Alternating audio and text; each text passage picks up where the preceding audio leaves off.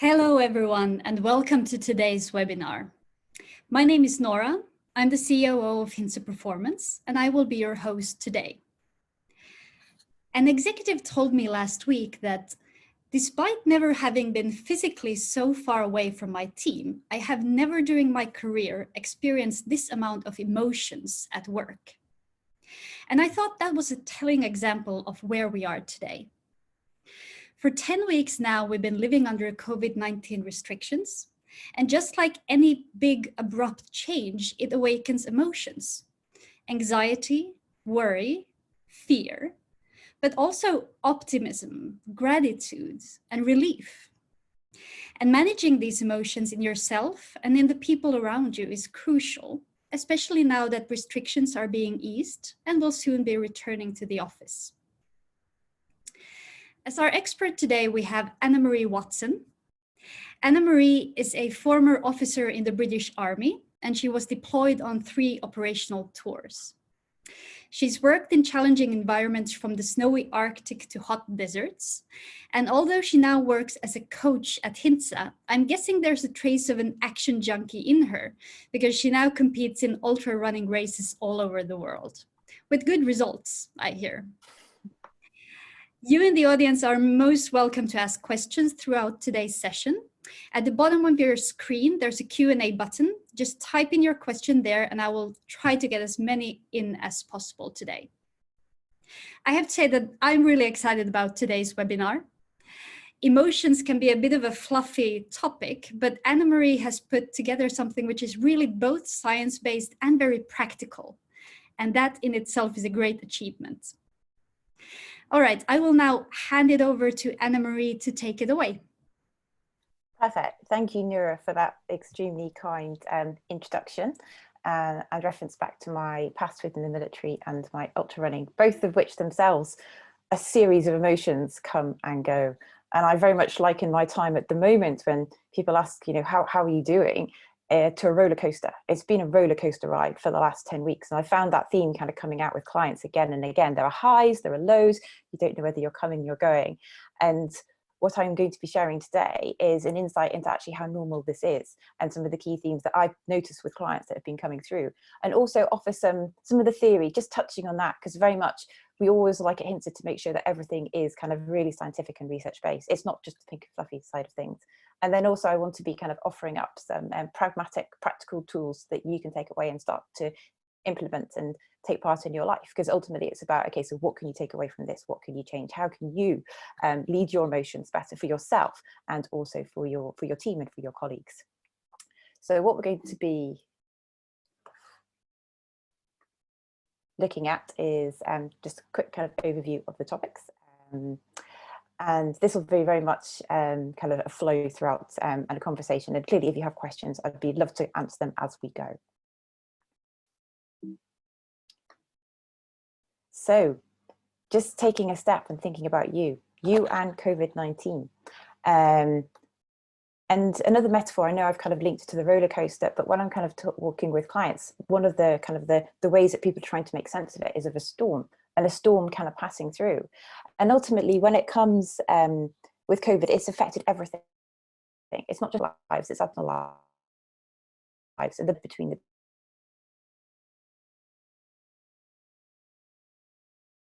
two.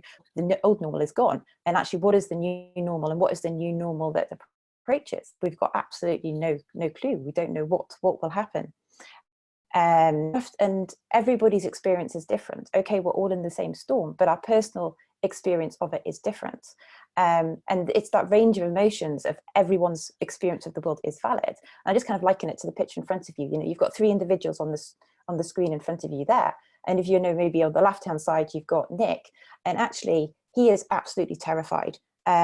He is scared. This whole situation has triggered his kind of freeze mechanism. He is stuck, he's petrified, he's unable to move. He can't think, he can't make a sense of everything. So that's just one kind of end of the spectrum. Then in the middle, you've got Amanda, and she just feels alive. It's vibrant. For her, it's actually a source of inspiration. There's so much opportunity that she can see out there. And actually, it's filling her with a massive load of creativity, and it's a really positive for her. And then on the right-hand side, you've got Fred. and he's just overwhelmed by the sensory load of it. He's in a kind of state of shock, and he's unable to process everything that's going on. He just wants to run away and hide. So it's a massive range, and it's being able to kind of appreciate that diversity within yourself, which can shift from hour to hour and day to day, but also within your family members and within your team as well. How do you make sense of it? It's so dynamic. It is so complex. And actually being able to sit with these emotions and acknowledge them and recognize them and make sense of them and process them. And ultimately, then how are you going to behave? How can you articulate this inner experience? Because often the words aren't even enough. And with emotions, we kind of sometimes have this kind of feeling that we want to suppress them. We want to kind of pin them down. We don't want to face up to them. We want to lock them away and compartmentalize them into a different place. And I'll touch on actually why moving forwards, that isn't potentially the healthiest way to do things.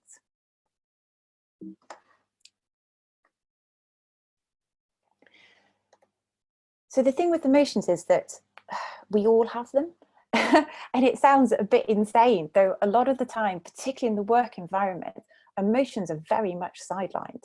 I will often meet with time and we'll be getting to each other, be exploring, their goals and their aims and where do they want to go. It'll be around leadership or improving their performance and the like, or having a more holistic approach to life. And it'll be very kind of surface levels. The emotions are there rippling, though I do have some clients who will very much have them as separate to themselves. I don't do emotions. I keep emotions at home. And I'm often kind of struck by the language and the force of it, of that division, still that goes on within, our current work practices. Emotions within organizations are often sidelines, but ultimately we are all emotional creatures. How can we bring that to the fray? And this kind of, if you're looking at the past and kind of the work and how this kind of construct emerged, you can take it back to even Descartes, it was this idea that, humans were machines. We are here to carry out a task. It was very mechanical. And this has kind of increased through the information age as well, when we've become very, very technically driven, that we liken our bodies to a computer. We have our hardware, our bodies, and our software, which is our brains and the way that the neurons are wired. Though it is very much we are there to do a task. We're there to carry out a job. We need to be productive. We need to be effective. If we just even think about our language, how it links very much to the industrial era, and it sets aside that emotional piece. Though actually, as we're entering this fourth industrial revolution and AI and everything is coming through, emotions is one of the top 10 skills that was identified by the World Economic Forum at the beginning of the year. They identified this back in 2015, and it's true. And actually, it is our emotions that stand us apart, and actually how we need to kind of face up to them and embrace them to be creative, to be productive, to connect, to collaborate, to be able to lead ourselves and others. And what I find is with a lot of clients, and this is just kind of a generic pattern, is that if there is something going on within the kind of the culture, whether it's kind of negative or there's kind of challenges within the work team or within the organization, a lot of it comes down to this emotional disconnect. The communication, the collaboration, the empathy, and actually being able to speak to the emotions, which is why bringing emotions into the workplace is a start. It's having that confidence to speak out about them, because it hasn't been the norm in the past. And that's why sometimes it can be kind of quite exposing and quite vulnerable to actually speak up and go, I feel, and actually acknowledge it. So within our work context, I just want to share kind of an example of how, unusual COVID is. I've kind of covered the background of how it sits within our organizations at the beginning of the 21st century, and how there is a shift. It has been recognized, but there's a lot of change still to be done. And, COVID has set this timescale even shorter. And actually, we are all feeling our emotions. I've been working with a client, for example, who's an Irish client, and he's had a number of kind of professional and personal challenges that have been bubbling up. His father sadly passed away, and for the Irish, they'd normally have a funeral together. There'd be a big celebration. It's a kind of a way of processing the grief. Though ultimately, all of that can't happen under COVID. And he gave himself, literally a couple of days off and went back to work and threw himself into it, and was kind of frustrated and complex as to, how he couldn't focus, how he was getting angry with people. And for him, it was just being able to sit within the space and acknowledge his emotions. Where did they sit within their body? And how was it affecting him? And we're also talking about the time element as well with emotions. We often think that, you know, they're under our control. We can switch them on, we can switch them off. And actually within that, sometimes you need time to make sense of something. You need time to grieve. You need time to heal. And actually by giving yourself permission to do that, which can be totally contrary to all your habits in the past, which again, it's new, it doesn't feel natural, though actually by going through that process, what can be released. So, you know, thank you for coming back to the clients that I was working with and how that kind of wrapped up. He did take a few days off, and he did open up more within his family about his feelings, though very much it is still an ongoing conversation. This is something that takes time. If you've been suppressing your emotions for years and years and decades, actually, how do you start the process? So we all have them, emotions. So ultimately, you know, what are emotions actually? What are they? You know, we talk a lot about emotions, and okay, so where does the word stem from? What does it actually mean? And I always love to look into like the description of a word and what does it come from. And it stems back to the Latin word of emotere, which is energy in motion. Motion, energy in motion. And I think that just offers us something to kind of take hold of. It builds on the fact that it's natural. And when we think about our energy levels as well, it's bringing that into the frame, because it's about kind of, you know, how do you feel on an energetic level? Oh, I'm feeling, you know, full of life. I'm feeling really positive, really high. I'm full of energy. Or actually, I'm feeling kind of low of energy. I'm kind of feeling quite sad. I'm feeling quite depressed. I'm feeling quite low.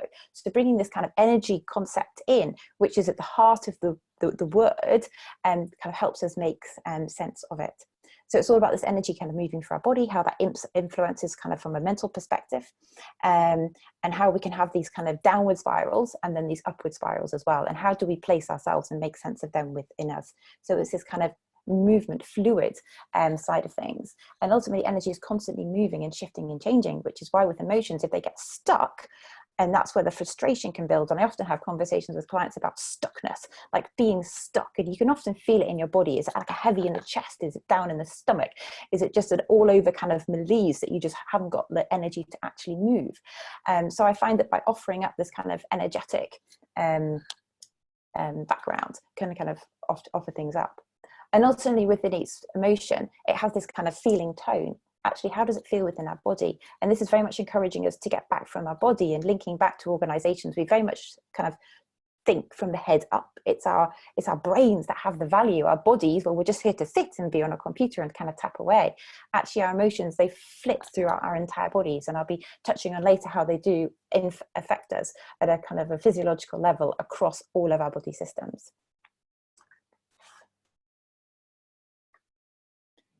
So just bringing you into the conversation, and I'd love to know, you know, what emotions are you experiencing at this time?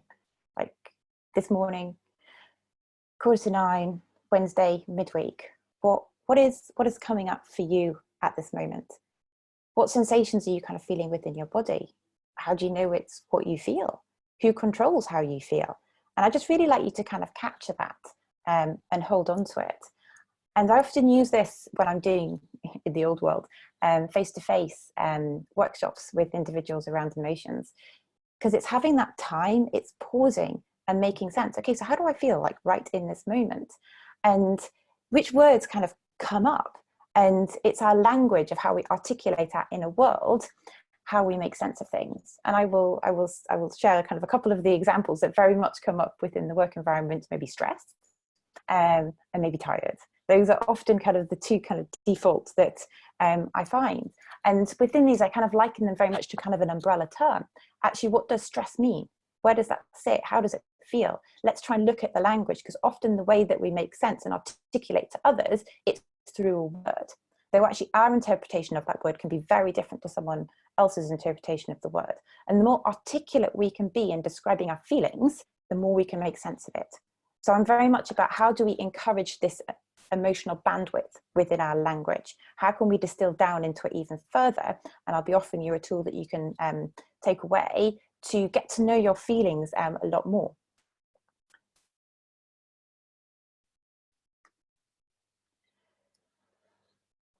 So hopefully you'll have come up with a few words of how you feel. And I just kind of want to map these onto this energy quadrant.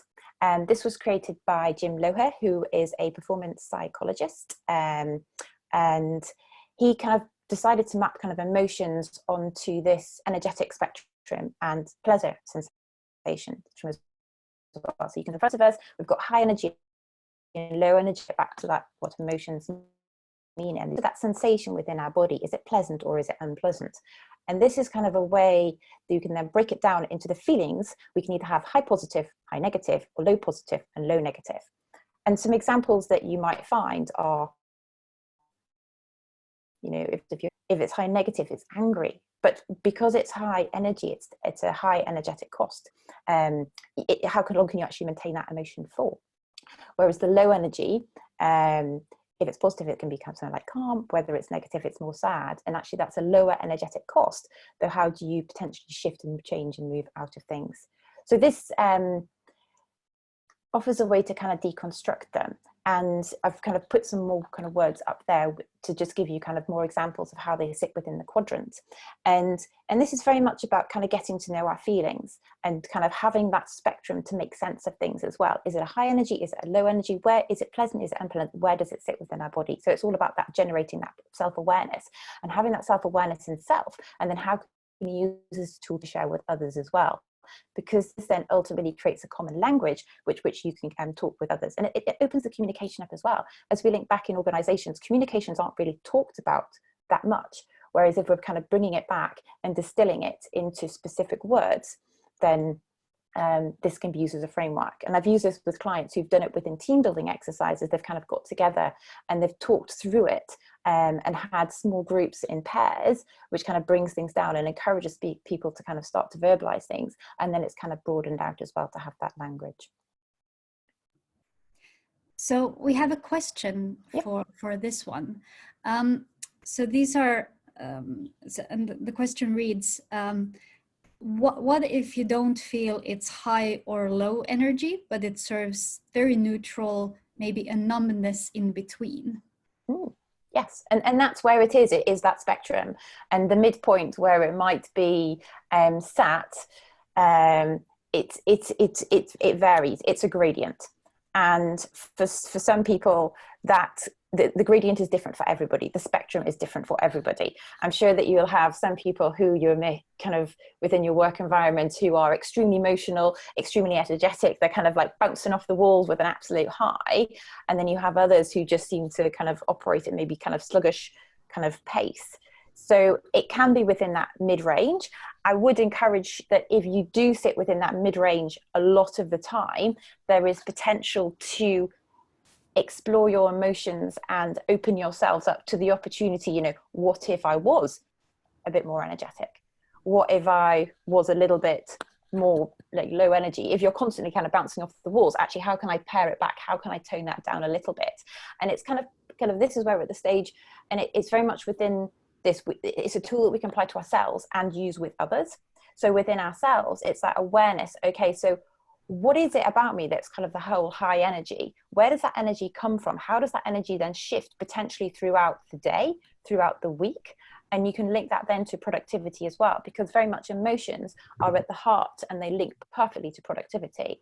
If you've got that emotional intelligence, you're going to be, 90% more productive at work. And that links to some work by Dr. Bradshaw, who's written a book, Emotional Intelligence 2.0, which is worth checking out as a kind of a recommended resource. Though it also can be linking it more to kind of the sensations. I've talked a lot about energy, but not quite so much on the sensation side of things. Actually being able to appreciate the sensations of pleasure. If you're kind of stuck in that middle ground, well, actually, it's a very grey area. You're not sitting with the unpleasant emotions, and often this is what we shy away from. We don't want to feel sad and depressed, and we kind of want to move through it as quickly as possible. Whereas actually acknowledging an element of grief and sadness, that helps us move through it. And whether that is a relief by crying, and tears within the workplace, shock horror, can't possibly have that. Whereas actually as a coach, I always have tissues on me to be able to offer them to clients, and actually tears are a way of kind of releasing something. So that's just kind of one trigger of like an unpleasant, or it can be something more like, screaming into a pillow, and getting like rid of that pent up energy, to kind of get rid of the kind of maybe the frustration or the anger And and on the other side of things, like from the sensation, pleasure, if you've not experienced like real pleasure, like what are you missing out on? We are pleasure seeking beings. We want to, you know, enjoy life, though actually at one point does that become unhealthy and become potentially a pleasure seeking junkie, and that drives everything you do at quite a surface level. So it is very much, it's a complex continuum. Things will shift, things will change. If you are someone who is stuck in the middle, I would encourage you, you know, actually getting a bit of high energy and low energy. It mixes things up. It's like a richness to it, and it shows actually how much variation that there is within the emotions, and then what that opens up for you. It's like another world, exploring your emotions and getting to know them. It's like a different language. It's different. It's all the feelings that you might not have been able to access before. So I hope that answers or gives a little bit more context to the question. Yes. Thank you, Anna-Marie. And do go on. There was a request if you can speak sometimes slightly slower. Not all our English non-native speakers can follow all of the great content. Thank you for that reminder. I get very excited talking about things. That's the emotions at play, right? Very much. Okay, so yes, so this was the emotions quadrant. Jim Lowe here, if you want to check that out and use that as a resource. So I'm going to signpost another one, and I am fully aware that this has probably appeared on your screen as a circle with loads of words and you can't quite make them all out, and whoa, where do I start? So this is the feelings inventory, which is part of a theory that was developed by Marshall Rosenberg back in the 70s. So he was an American psychologist, mediator, author, and he created a theory called nonviolent communication, NVC. So bringing kind of violence into communication. I know sometimes that can kind of stop people, you know, well, what is violent about my communication that I use with myself and with others? Where actually, if we take the words violent to mean anything that is, you know, unkind or judgmental or evaluating, it opens it up a lot more. And within the work that I do, a lot of the time it is about that inner critic. You have that self-deprecating inner voice that's actually, how do we work with that? How do we turn it off? And what narrative is that telling us that it has been spinning for years and years and years and years? So, you know, within that in itself, that's a violent form of communication to ourselves. And actually then when we are talking with others, how are we communicating? How are we meeting, you know, the other person's needs? How are we understanding their feelings? So this kind of so the circle that's on the screen now is very much an inventory that enables us to unpick things even more. And you'll see in the middle, it has the kind of the overarching kind of keywords. And these are often the ones that we might use just off the top of our head. You know, how are you feeling? I'm feeling angry. Okay, what does that actually mean? Can we actually distill that down to make sense of it even more? And this is where if you move from the inner to the outer circle, you'll see that the vocabulary, the range of it really starts to pinpoint how you're feeling. Okay, so if you're feeling angry, are you feeling bitter? Or are you feeling distant? Or are you feeling aggressive? Or actually, let's take it another level. Are you feeling ridiculed? Are you feeling provoked? Are you feeling jealous? What is at the stem of it? What is at the heart of it? Which, having this, it really forces us to stop and actually go, okay, so what emotion is rising within me? What are my needs that are not being met? What is being stirred and where is that coming from? So this can be a really great tool for an element of self-reflection. And I have had clients who've literally had it pinned up against their desk or on the fridge at home by a fridge magnet. And then, so either within the work context, if they come back and they've, you know, maybe had a conversation with a colleague, then they can look at it and like, okay, how am I feeling? How has that landed? That conversation, it stirred something up. Okay, let's just spend, you know, a couple of minutes reflecting into it and just kind of work through it. Or within the family environment as well. And clearly the lines are very much blurred at the moment. And using that within conversations with children as well, so that actually if you're working with your children, they are getting to know their emotions better as well. And you know, I think this is something that really, from a communications perspective, we should all be aware of, because it is really giving us the opportunity to recognize the emotions within ourselves, articulate them to others, and increase the kind of the granularity, the range of our emotions. Because I know that when you're kind of talking to someone and they're like, I'm angry, you're like, okay, what does that actually mean? I don't quite understand. Whereas if someone comes and says, okay, I'm feeling really quite skeptical about this, and actually I'm resentful of this idea, the way it's being projected, that gives you far more scope to then engage in a conversation which will come to a, you know, productive outcome, because ultimately it's all about that articulation of your feelings. So just pausing to say that we are sharing these tools with everyone who signed up for the webinar after this. So you don't need to go on Google now and search for this and print it. We will send it to you afterwards. Perfect. Yeah. And there is more work around the nonviolent communication. This is just kind of one of the tools that I have drawn. So if this is something that you're interested in, I would very much encourage you to dip into the work and use it. You know, this is just as a starting point.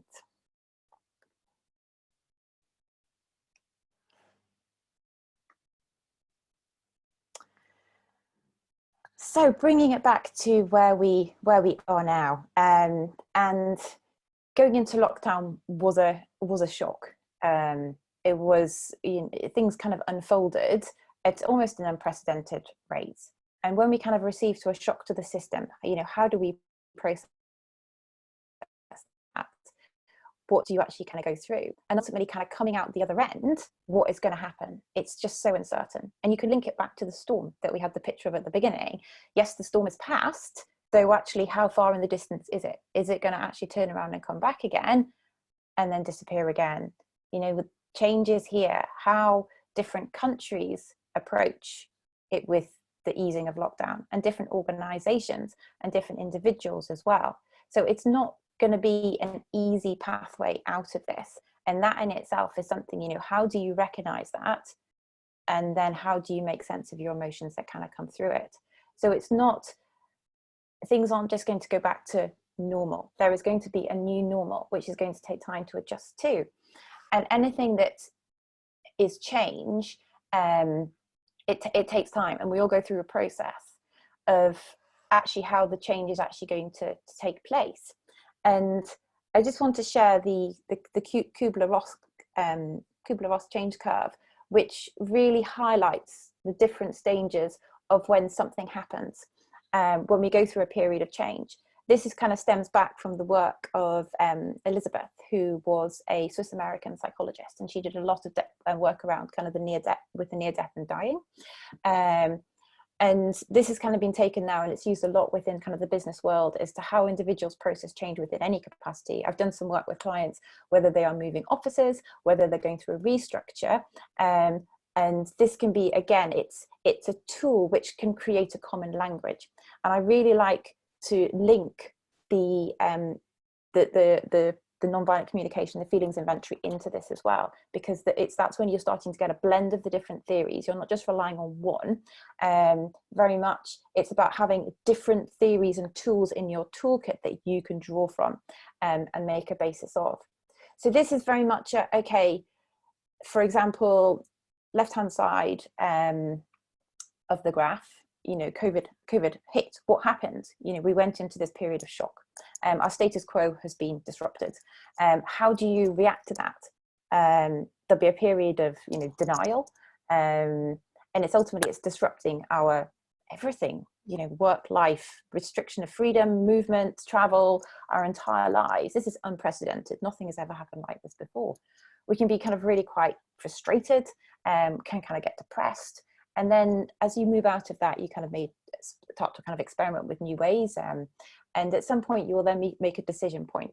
Okay, what am I going to do about this? How am I going to be? And then kind of that moves forward, and it becomes your new way of being, which is, you know, life under lockdown. It was a new way of being. What I would just like to highlight within this, the way that individuals move through the change curve and the different feelings and emotions that can kind of come through, is that everybody is different. So some people, COVID struck, and actually they may still be in a period of shock. They haven't got any further than that status quo being disrupted. And actually, how do you work with them when you might have moved forward through the change curve really quickly and sees, you know, opportunities. You've seen a gap in the market, you've come up with some great ideas, some new products and new services, and you are rebuilding and actually on a total roll. So you're on a completely different trajectory. Whereas now, with lockdown easing, some people will go potentially back along the curve, or it may repeat completely all over again. So this is, I think it's a really useful tool to acknowledge that change evokes different emotions. Everybody moves through this differently, though it is phased, and that in a way it offers a kind of bit of light at the end of the tunnel almost. The fact that you will move through that, there is a progression, and actually by acknowledging that, by articulating that, you can look ahead. And yes, it can be cyclical, though ultimately it brings us back. By acknowledging it, it puts us in control. We can make the decision with our emotions of how we want to be. So at the bottom we've got what can you do about this? How can you be with others? Because ultimately we're leading ourselves and we're leading others as well, whether that's in the work environment or whether that's in the family context. And very much communicate, speak to others, and reach out for support. Asking for help. The conversations I have with clients about this, actually having the confidence and courage to ask for help, has been unprecedented. I've got there's a lady I've been working with who, she lives in London. She's in a small apartment. She lives on her own. There is no outside space where she is, so she can, during kind of lockdown, she could literally just go out for that 30-minute window a day. So very, very, very, very much isolated, with a history of anxiety as well, and how that is triggered. Though for her to be able to speak about it within the coaching space, which is a safe space, and within her family, she felt comfortable to do that. Though to articulate it to her manager was a different step. And actually for her to build the courage and confidence to do that, to communicate where she was, it took a lot of work and conversations to build it up and to kind of run through that conversation. So for you can bring that back to yourself. Okay, so how am I articulating my needs? And then if you're in a leadership position, how can you ensure that you are being empathetic and creating the space to be able to listen to others as well? And then kind of moving along, it's very much, watching, listening and supporting. So often within times like this, we can kind of go inwards quite a lot and become kind of consumed by our own emotions and our own kind of thought patterns. Whereas actually with others, it's using, 2 ears, 1 mouth, using those ears even more. Though within the virtual world, it can be so difficult. And there's some clients who've reported that they've within their teams, they have kind of daily, weekly check-ins. So some of their colleagues have started turning off the camera so they can't see them, or they're just like avoiding calls. So how can you kind of work around that to make sure that it's known you're available, particularly when Zoom fatigue is setting in, as we're just sitting and looking at a screen kind of day to day. So it is a tough time. And then ultimately kind of taking time to explore and test things out. And that it is, it's almost at the moment, because it's so uncertain, it's kind of acknowledging, actually, I can test things out. I can be different. So giving yourself permission to do that. And it may be just something absolutely tiny, but just do something like a little bit different for what you wouldn't normally do, and then celebrate. And I know this is kind of, it could be a little bit of a, celebrate at this moment in time. That kind of, it can almost seem a little bit strange. Though ultimately it is looking for the smaller things in life. It's coming back. And yes, there's an element of gratitude within that and being present. Though how can you celebrate? Potentially not in the ways that we would in the past, which would be, going out and buying something, or going out for a meal or a drink with colleagues. Though actually, how can you celebrate, even if it's just like a small recognition, and celebrate others' successes as well? It's like, yes, ourselves, but others too. So this is just kind of a tool that we can work through. Quick question. Yes. From Leonard. How can you overcome the valley of tears?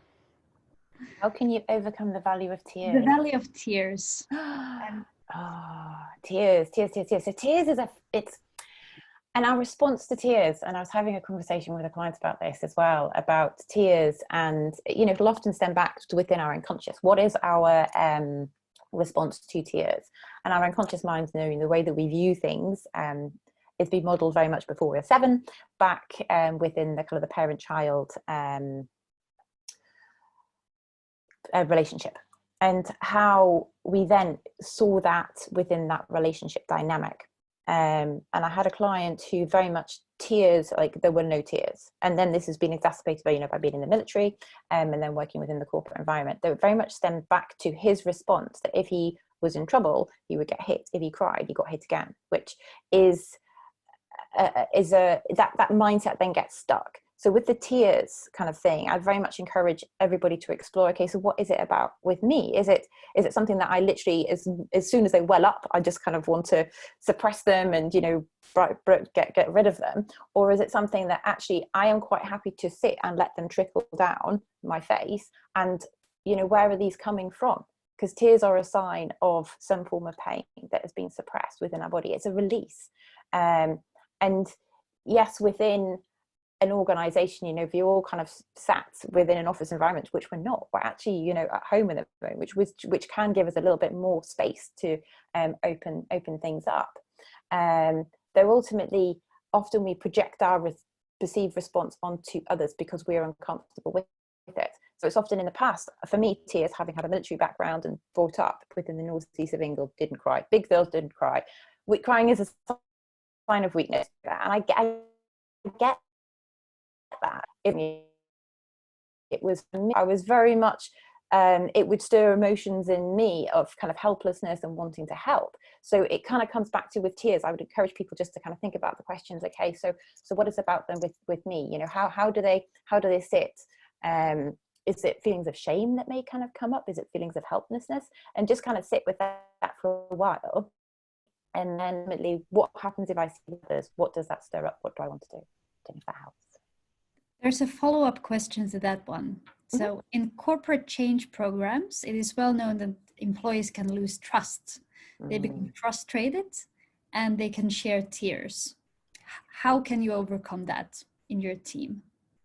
So I think it comes back to it's being proactive about it. And this is, we often get stuck within this reactive, the tears have happened and then we are responding to them.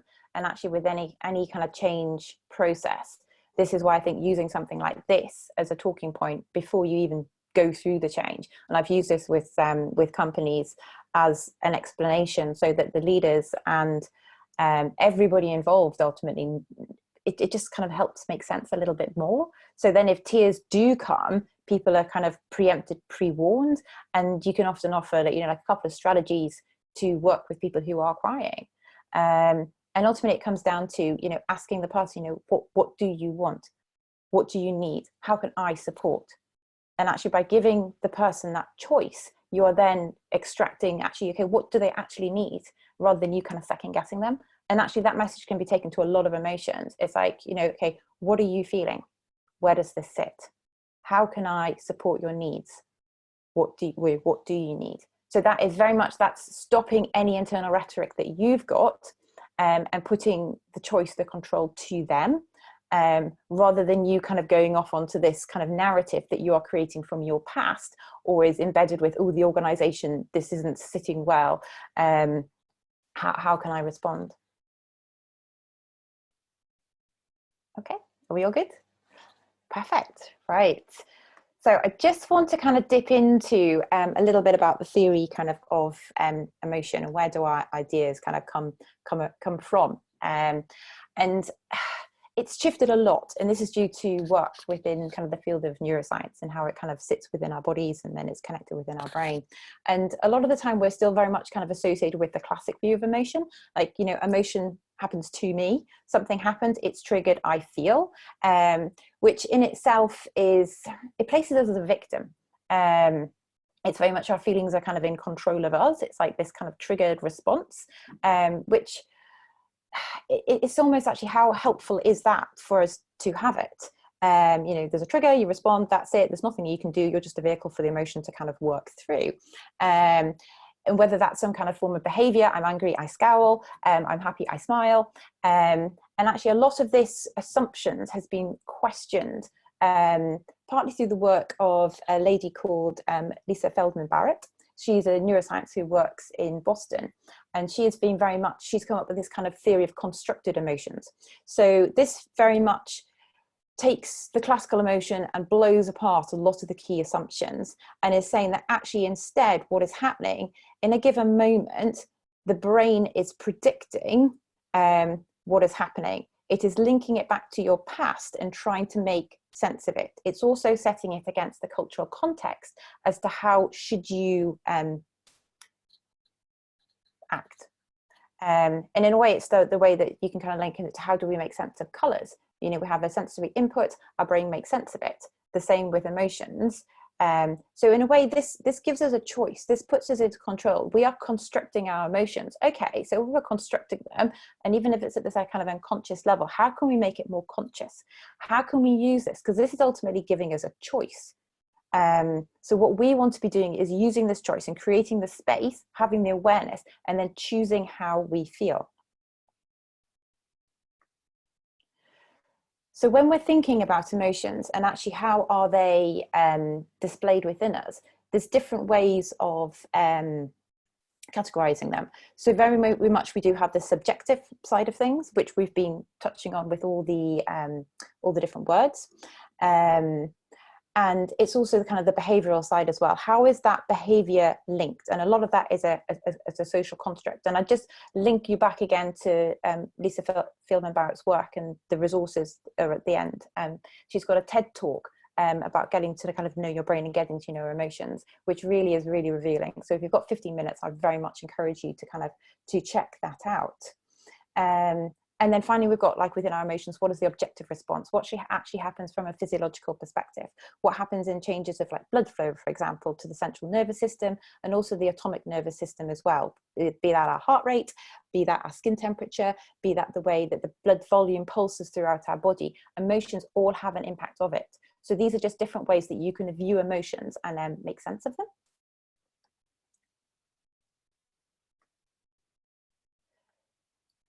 So ultimately, if we've got an emotion that we're not kind of comfortable with, and this can be very much linked back to potentially the tears that we were talking about before, it's a bit like a physical pain. And I'm sure that you can all liken, you know, you cut your finger, it hurts. Oh, what's the source of it? Okay, so an emotional pain is coming up because something is wrong.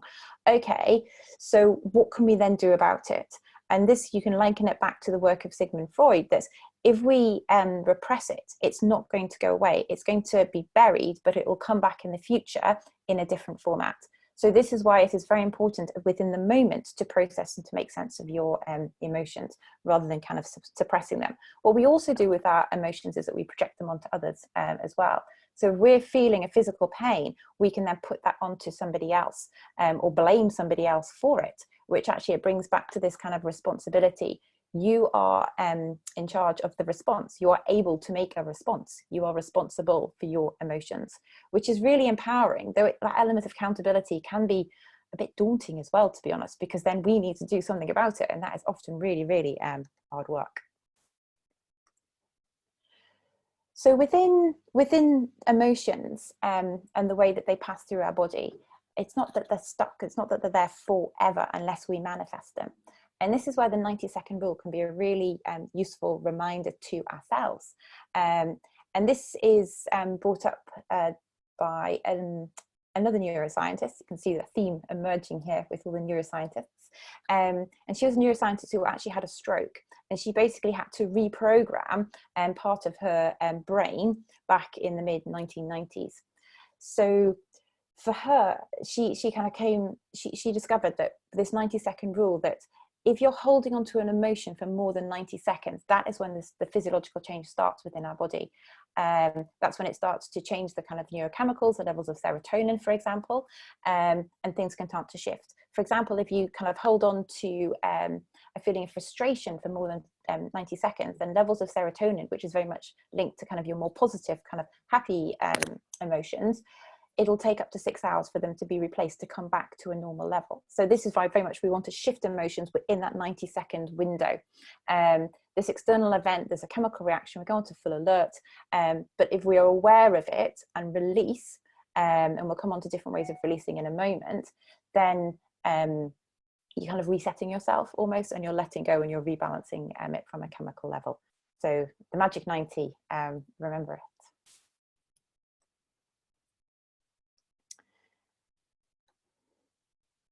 So ultimately, you know, the only change The only thing that is constant is change. And this is, this can very, very much emotions change, they shift. How can we work with that for ourselves and for others? So very much when we're talking about emotion, it's not just the emotional impact as in the emotion, it's impacting, our physiology, and it's linking to our cognitive processes, ultimately working within this knowledge environment, the cognitive processes. And this can be broken down into perception, attention, learning, memory, reasoning, and problem solving. And when you think about the role that you fulfill and within your work, actually these are probably at the core of it, which is why emotions are so key to be able to kind of tap into, to have that awareness, to recognize and to actually do something about. So one of the ways, and it kind of comes back to a really kind of core central, which we do unconsciously, and a lot of us will breathe very shallow from the top of our chest, which actually isn't circulating the oxygen sufficiently within our body. So we want to be having more of this kind of diaphragmatic breathing. And I'm sure that when you've kind of had an emotion, you've noticed the effect that it has on your breath. When you have a fright or something, it may be like a really kind of short intake, or when you're kind of happy, there may be kind of deeper breaths, or when you're angry, you kind of maybe even struggle to breathe because you're kind of that so pent up. And it is very much about knowing this connection and then using it to your advantage, whether that is something along the lines of focusing on the belly breathing, kind of coming in, or something like box breathing. So whether that's in, hold, out, hold, for 4 seconds each time. So it's very much kind of bringing it back into the consciousness. And this has been around, we've known about this since the beginning of the 19th century. So it is that connection is something we can, it's tried and tested, and that we can kind of use just as a trigger. Okay, stop, pause, breathe, and then link back into how am I feeling. So it's not just our breath that it impacts, it's also our patterns of heart activity as well. And this is something that I know within HintSub we're really interested in, because this is like raw data, we can track this. Whether that is from a beats per minute, or actually what is more effective is going into the heart rate variability at times. So you may not have kind of come across that quite so much, it's not quite as well known. Clearly the beats per minute, your average will sit between 60 and 100, and you kind of, even that can change depending on like your emotions. Though the heart rate variability, that it goes down, it looks beyond the beats per minute. It's basically looking at the time individual between consecutive heartbeats, and that is far more responsive to changes within the nervous system as well. So HeartMath is another kind of resource that you might want to look at. Basically, there's tools and techniques that have been used over 25 years based on research, and it's very much using HRV as an indicator of stress, of well-being, of health, and of tracking that as well. So when your heart rhythm is kind of erratic and disordered, actually that is then linking into your emotions, heightened emotions, and it's impacting your cognitive state as well. There's a couple of diagrams that kind of illustrate this. So we've got the emotional side, which is the kind of the series of diagrams on the left, and then the performance on the right hand side. And clearly, it's performance at work, performance at life. So you can see kind of really the difference between how our HRV is different emotion wise and performance wise in times of stress. And then actually, if we're thinking about more appreciation, gratitude and love and the feelings associated around that, how does that then link into our HRV? So it's like it's a clear indicator of how it links. So just starting to kind of think about others, and this links back to that myth that we can read emotions in others. And we've done a lot about ourselves, and then okay, so what about others? And often you can kind of think that you can read someone's emotions in their face. You kind of you can understand how they feel, you can make sense of it, and ultimately emotions are very much that individual response. And for you, it's how can you encourage others to be receptive to their emotions? How can you help them to make sense of them and articulate them, so then you can respond? So you're not second guessing, you're not making things up, you're not making a judgment. It is very much about offering the knowledge that you have and opening up and starting the conversation. And I couldn't do a presentation really without talking about Daniel Goleman. And this is one of the last slides, clearly Daniel Goleman, he was, the grandfather of emotional intelligence. Back when he invented it, the term back in the early 90s, IQ was the only intelligence around. Clearly now we've got a whole range of them, from conversational intelligence, ecological intelligence. It's anything can be an intelligence. So his work is very much it was the foundations of everything to do with emotional intelligence. So if you've not kind of come across his work, his is a great starting point, and then kind of going more often to the neuroscience, which has come in the noughties, that has basically added another layer. However, he's done some work with a gentleman, Richard Boytus, and they've taken this a lot more into the workplace and broadened it out. So he's still got his 4 levels, which are the base of everything: self-awareness, self-management, social awareness, relationship management. But this opens it up within organizations. And these are really great starting points to work, to have a look at yourself when you're working with others or working with teams. Actually, how do I kind of sit, then moving along and doing an element around self-management, and often that can yield some really useful exploration around how adaptable are you, what's your positive outlook like, and then actually placing within the social context, be that within work, be that at home, how empathetic are you? And that can be quite a confronting question. I had a client yesterday I was having a conversation with, and he'd been given some brutal feedback from his manager, basically where I was like, you have no empathy. There's not a bone in your body that has a single bit of empathy, and his team is struggling at the moment. Though, to be fair, he took it to heart. He goes, I see that. Okay, what can I do about it? And now, working with me and to refine his leadership skills, that's something that we will kind of be focusing on. And then kind of down to the relationship management as well, be that kind of conflict management or influence. And those can be kind of quite tricky areas, conflict management, that can stir up a load of emotions. And I've got a client at the moment, for example, who is totally avoidant. Any form of conflict just leaves. And actually, how healthy is that from an emotional perspective for her, not being able to articulate her needs and then within the wider environment. So it's just a really great kind of framework. I haven't got time to kind of dive into all the details. Really, would love to hear a couple more questions if we've got time.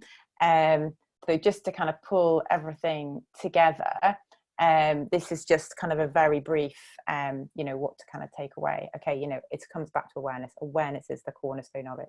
And think about your emotional granularity and increase, your bandwidth and descriptors. It kind of comes back to you, take responsibility, and then have that element of control. How do you choose to feel? And that can be really hard getting out of bed someday when, it's a struggle and you're feeling tired and it's been an accumulation of mental fatigue. So make that physical choice. I choose to be content. I choose to be mellow today, and work through that. And then use breath work as a tool to shift your emotions. Start with the heart, use the HRV side of things, and then think about perceptions as well. What are you projecting onto others? What are you assuming? And live in the moment. The future, it's uncertain. Bring yourself back to the present moment. It's the only moment that we're actually living in where we can make a difference. And keep it simple. Kind of bring it back to the yes. Be kind, be gentle on yourself, and know your triggers as well. So I will share the last slide, which has got, if you want to discover a bit more, it'd be great to kind of dive into these kind of a starting path. And yeah, Noura, how are we doing? Good. So I have a great question at the end here, which has 2 parts to it. Okay. So what do you think will be the typical emotional responses that people will have when we will soon be returning to the office? Ooh, typical. Oh, yeah, typical responses. And then the second part of it is, how can a leader or a team manager prepare now to manage those emotions? Great questions. 2 really, really solid questions. And whoever is asking the question, great for thinking ahead and supporting your team. Are really, really, they've got a great leader in you there. So the typical response, and this, there's a spectrum. The typical response is on the spectrum. And for example, I've one client who cannot wait to get back to the office, is really missing that. It's almost this X factor of being within the work environment, that social connections with others, and the structure that it gives to their day. For them, work is like a massive part of identity, and they're a massive extrovert as well. So he, for example, he can't wait to get back. He's itching. He's there already in his mind. Whereas like another client, for example, she's got younger children who would be in school, and there's that whole kind of conflict between the safety of sending kind of kids to school. She's got an elderly relative as well who she's been kind of doing some care for alongside trying to juggle her work. So everybody's situation is different, and I know this is a really unhelpful answer of how you work around it, though it comes back to the having the open communication with their team, you know, taking the time to go, you know, what do you need, what are your thoughts around this, how can we make it work? And you know, depending on the side of your team, it does take time, though it is worth spending the time doing it, and it's worth having an open dialogue with like a group dialogue around it, so it's open, it's transparent, though also by offering the opportunity to have more of like the sideline kind of one-to-one conversations as well. And so, you know, some people, they won't need the one-to-ones, that's not but with others that they won't speak within that group, so it's being able to offer both. And very much, you know, start talking about it, use some of these tools, use like the Kubler-Ross curve around change, around emotion, so that people are starting to make sense of it and acknowledge that emotions are normal. This is what we all feel. We all feel them differently, though ultimately by encouraging the dialogue is going to support, and the return, it's going to make the return to work smoother. And it's going to be bumpy. It's and that's the thing. It's acknowledging the fact that there will be frustrations. There will be times when people are feeling, you know, resentful, when they're feeling undervalued. Okay, so how can we acknowledge that now and then work through it and ultimately focus on the positive? Great answer. And actually, if you go to the next slide, what we are also working now a lot with our clients is on how to respond to that, you know, the great getting back to the office sort of move. And one thing we at HINTSA believe very deeply is that after this crisis, everything will be much more personalized and contextual. So before, the world of work has been very one size fits all. This is how we do things, and you should fit into that mold. Whereas now we've sort of had this clash of work and life, and people have started finding that actually this fits me better. Some people are so happy in lockdown, and they want to keep that going. Others notice that, yes, I need the pulse and the people around me in the office to be effective. So I think it's going to be a lot about just people finding their personalized ways of working, and figuring out how to make that jigsaw puzzle of different people working in different ways and still finding the right rhythm together. It is. We have an amazing opportunity ahead, and we all have a part to play, and we have a choice as to what our part is, which is, it's empowering. We can create change. The future is what we make it. Exactly. Thank you very much to everyone who attended today. We will send the recording of this session later to you this afternoon, along with the links to the resources that Anna-Marie mentioned. And I will thank everyone who attended and wish you a very happy workday.